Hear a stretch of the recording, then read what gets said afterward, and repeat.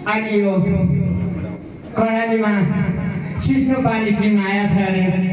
उहाँहरूको पनि जुम्लामा स्वागतका साथै जर्नी गरे र अन्य मेरा शुभचिन्तक दाजुभाइ दिदीबहिनीहरू अनि गाउँदेखि वडासम्मका नगरदेखि सहरसम्मका सम्पूर्ण प्रतिनिधिहरू म जस्तैका भ्रष्टाचार न्यूनीकरण गर्न खोज्ने तर नाम नखाइदिए है सबैजना मैले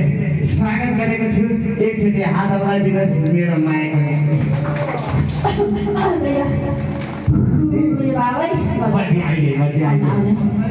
आजका माथि सिस्नो पानी कार्यक्रमका एडुमे सरकारहरू सबैजना यहाँ जुम्लामा आएछु भन्ने थाहा भएर रोक्न लगाइकन आएछु भाइ कहाँ हुनुहुन्छ हौ कम बाँकी छ मेरी बहिनी कम खाली कार्यक्रम हेर्ने पाउनु हो क्या कार्यक्रममा देख्या जुम्ला प्रत्यक्ष देखुला भनेर रोक्न छोडिकन बटाको लुकिन आए अगाडि आइदिएछ गाडी कुरा अनि एक दिन हात नजर लाउन हुन्छ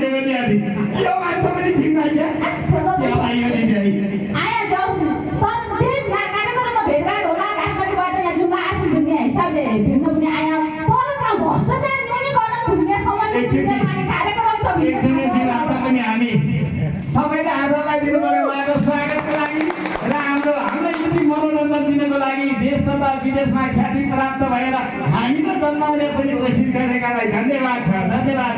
उहाँको लागि जो चासा ताली बजाइदिनु न यी भ्रष्टाचारको यो मेरो देश नेपाल गर्दै बाबुजी भ्रष्टाचार कसरी अन्त्य गर्ने होला घुसखोरी कसरी अन्त्य गर्ने होला हे भगवान् के भएको होला मेरो देश नेपालमा साह्रै पीडा छ जनतालाई साह्रै पीडा छ ठुलो भ्रष्टाचार सानो भ्रष्टाचारै भ्रष्टाचार के गर्ने होला गरी बदिने हाम्रा राजा पृथ्वीनारायण शाहले घुस लिनेर दिने दुवै राष्ट्रका अपराधी उम्रेर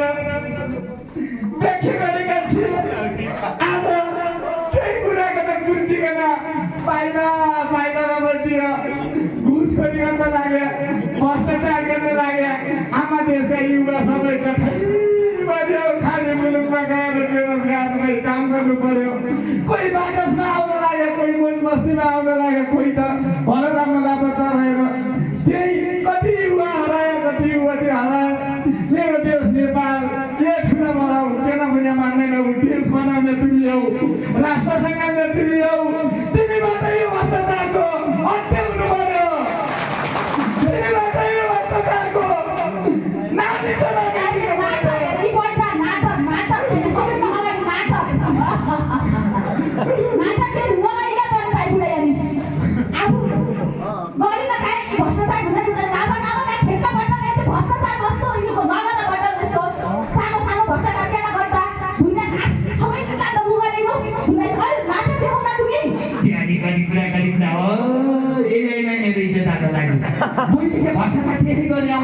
छोरा पढाना छोरी पढाना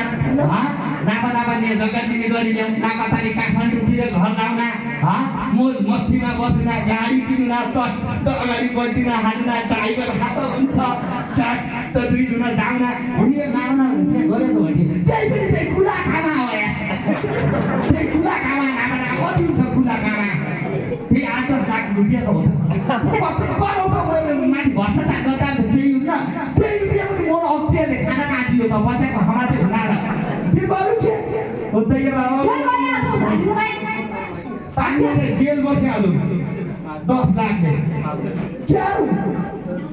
5 महिना पहिला काम क्या हो रुपियाँ अगाडि राखेर रुपियाँ हजुर पछि जहाँबाट आएछ पाइला काम भन्ने त्यही हो पछि त्यो रुपियाँ तिरे हुना अख्तियार रुपियाँ पाएपछि क्या अख्तियार रहेछ त साधारण मात्रै अख्तियार भइहाल्छ म जस्तो ठुलो यस्तो भयङ्कर खतरनाक नेताले क्याको अख्तियार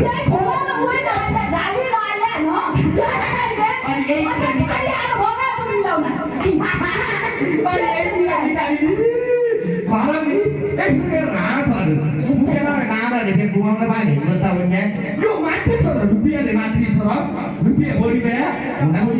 भोलि दिनका रुपियाँ ल्याउँछ भाइ, दिनका रुपियाँ ल्याउँछ, टमाटर ल्याउँछ, महिनाको लाख 2 लाख 1.5 लाख 5 लाख रुपियाँ ल्याउँछ, बटु टमाटर ल्याउँछ, ठेक्कापट्ट हुनेछ हिँडेछ, भोलि एकन जिल्ला हालिला भुलिकन थाहा काम दिन्छ मेरो बडी दुःख नमान हुन त अगाडि सेती मिलाइ ल होला बाँकी छ यहाँ रुपियाँ किनै छ त भाइ रुपियाँ सेती मिलाउन एक नम्बर हुन्छ नि सेती मिलाइको त पर अहिले दिनको 50 लाख रुपियाँ देउनाले काखाबाट मैले कति गरेर चावल 3 लाख पनि चारो मेरो पग्लेर भनेको हजुर क्या त हो यो भ्रष्टाचार गर्नु राम्रो हो त भन्थ्यो अबदेखि बढ्यो त्यो दुःख नमान म भ्रष्टाचार सबै छोडिदिनेछु हो खासै सरकारले यदि कडा भ्रष्टाचार न्यूनीकरण गर्ने हुनेछ स्वास्थ्य र शिक्षा फेरि गरिदिनुपर्छ किनभने छोराछोरी पढाउनलाई छुट पाइन्छ छोराछोरी पढाउनलाई लुट पाइन्छ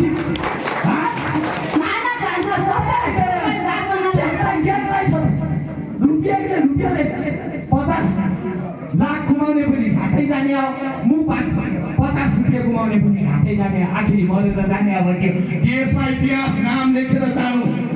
देशका नेता हो म जस्तै छु है म जस्तै अरू नभन्दा मिल्दैन मैले पनि कम गरेँ मेरो पालामा हुनुलाई त्यसो हक आवश्यकता पर्दो पछाडि 4-5 कार्यकर्ता हाल्दै पर्यो डायरी बोल्न दिनै पर्यो झोला बोल्न दिनै पर्यो त्यहीको आवश्यकता पूर्ति गरिदिनै पर्यो आज सर हुन पर्यो घुस मात्रै हटाऊ हुन त्यो घुस नहुने पनि घुस अब त्यो भ्रष्टाचार नगर्ने पनि दुगो कहाँ छ कुना कहाँ छ किन त कुना थाहा भएन न फेरि चुनावमा भनेर भोट हाल्नलाई अहिले थाहा पाइ मेरो त उठिबास भयो नाप होला अध्यक्ष उठ्या हुँ